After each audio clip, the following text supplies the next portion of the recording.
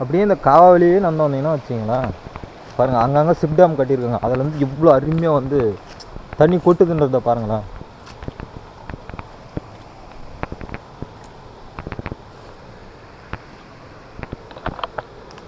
எனக்கு முன்னாடி அதை எடுத்து பாருங்கள்.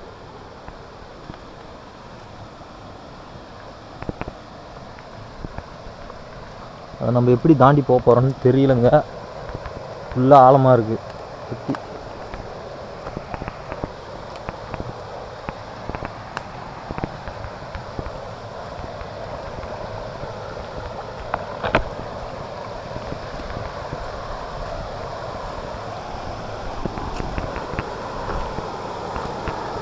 வேறு லெவலுங்க.